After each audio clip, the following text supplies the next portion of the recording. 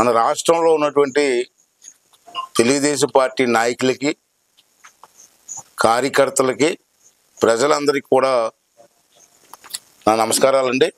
ఇంకో విన్నపం చేయదలుచుకున్నాను. ముఖ్యమైన విన్నపం ఇది. ఈవేళ రాష్ట్రంలో ఎన్నికలు ఏ విధంగా జరిగి చూశారు. ప్రజలు మంచి తీర్పు ఇచ్చారు. ఆ తీర్పుని గౌరవించాలి. మనం గౌరవిద్దాం. మీరందరూ కూడా ఎంతో ఉత్సాహంగా ఉన్నారు, హుషారుగా ఉన్నారు. నేను జారిపడడం చూశాను. ఇంచేతున్నారంటే హుషారుగా ఉన్నారంటే రాష్ట్రంలో తగలబడిపోయింది. ఎన్నో హింసించారు. పోలీసుల దగ్గర నుంచి అందరూ కూడా నానా కేసులు పెట్టి హింసించారు. ఎంతో మందిని చంపేశారు. నాలాంటి వాళ్ళ మీద ఎంతో మంది మీద కేసులు పెట్టారు. కొంతమందిని అయితే ఇంటింటికి వెళ్ళి చంపేశారు కూడా. దౌర్జన్యాలు చేశారు. ఇల్లులు తగలబెట్టారు. ఎస్సీ, బీసీ, ఎస్టీ అని చూడకుండా అనేక కేసులు పెట్టారు. ఆ బాధ మనకు ఉంది. మీ అందరికీ బాధ ఉంది, నేను కాదన్నాం. దాన్ని ప్రతీకారం తీర్చుకోవాల్సిన అవసరం కూడా మనకు ఉంది. తీర్చుకుందాం. అది చట్టపరంగా తీసుకుందాం. నేను వదిలిపెట్టను. చంద్రబాబు నాయుడు వదిలిపెట్టినా నేను వదలను. మన మీద ఎవరైతే కేసులు పెట్టారో, మన కార్యకర్తల మీద ఎవరైతే దౌర్జన్యం చేశారో వాళ్ళందరినీ కూడా కటకటాల పంపిస్తాం. అవసరమైతే వాళ్ళు చర్య తీసుకుంటారు. దాన్ని వదిలిపెట్టే ప్రసక్తి లేదు. ఎంత పెద్దోడైనా. విశాఖపట్నంలో భూములు దోపిడీ చేశారు.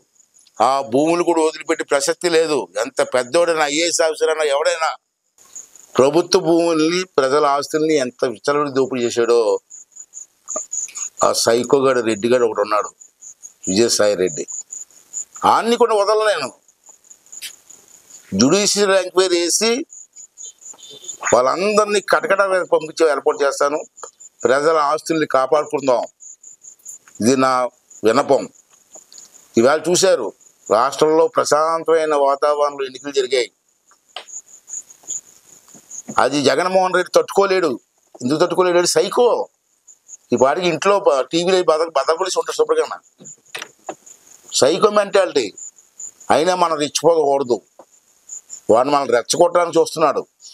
ఈ 3 రోజుల్లో మనల్ని రెచ్చగొట్టి మళ్ళీ మన మీద కేసు పెట్టి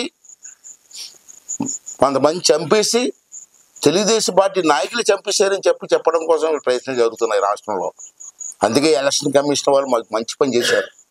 6వ తారీఖు వరకు ఈ ఎన్నికల విషయంలో ఊరేగింపులు కానీ, మందుగుని సామాను కాల్చడం కానీ, సభలు కానీ, ర్యాలీలు కానీ ఏం చేయకూడదని చెప్పి ఒక ఉత్తర్వులు ఇచ్చారు.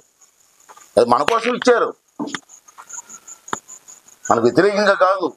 రాష్ట్రం కోసం ఇచ్చారు. రేపు రాష్ట్రంలో గొడవలు జరిగి కొంతమంది చచ్చిపోతే ఎంతమంది ప్రాణాలు పోతాయండి? ఇది మన సంతోషం అండి. మనం గెలిచి సంతోషంలో ఉన్నాం. మన కార్యకర్తలు చంపితే మనకు మంచిదండి. వాళ్ళు చంపడానికి ప్రయత్నం చేస్తున్నారు. మనం చూసారు, రాయలసీమలో కొన్ని ఊర్లో పెట్రోల్ సీసాలతో పెట్రోల్ బాంబులు తయారు చేసి పెట్టుకున్నారు. ఎందుకు పెట్టుకున్నారండి? వాళ్ళు ఓడిపోతారని తెలుసు. ఇవాళ మన ఇళ్ల మీద దాడి చేసి వాళ్ళని హింసించడానికి ప్రయత్నం చేస్తున్నారు. అవకాశం మనం ఇవ్వడానికి వీల్లేదు. దయవించి మీ అందరినీ కోరుకున్న దండం పెట్టి మరీ కోరుతున్నాను. 6వ తారీఖు వరకు మీరు ఎక్కడా కూడా ర్యాలీలు తీయొద్దు, ఎవరితో గొడవలు పడవద్దు, దయవించి ఎక్కడా కూడా మందుగుని సామాను కాల్చొద్దు, సభలు పెట్టొద్దు. రేపు 9వ తారీఖు చంద్రబాబు నాయుడు గారు ముఖ్యమంత్రిగా ప్రమాణ స్వీకారం చేస్తున్నారు. అప్పుడు వరకు ఓపిక పట్టండి.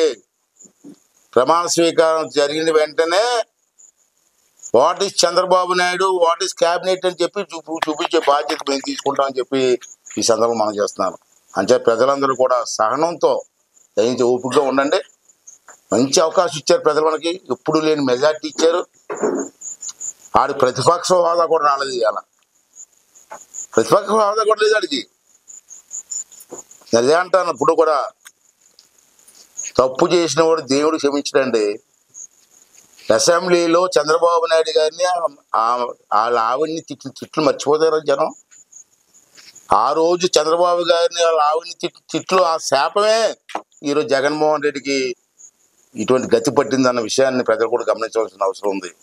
భగవంతుడు ఉన్నాడు. మన దృష్టి అంతా ఒకటే, రాష్ట్రాన్ని బాగు చేయడం, ప్రజలకు అండగా ఉండడం, ప్రజలకు మేలు చేయడం. అని చెప్పి ప్రజలందరినీ, కార్యకర్తలందరినీ కూడా సహనం వహించండి, తొందరపడద్దు. ఎవరన్నా ఏమైనా సరే 9వ తారీఖు వరకు వెయిట్ చేయండి. 9వ తారీఖు తర్వాత ఏం జరుగుతుందో చూడండి. అంతవరకు అందరూ కూడా సహనంగా ఉండమని చెప్పి మీ ద్వారా రాష్ట్రంలో ప్రజానీకానికి, కార్యకర్తలకు అందరికీ కూడా మనవి చేసుకున్నానండి.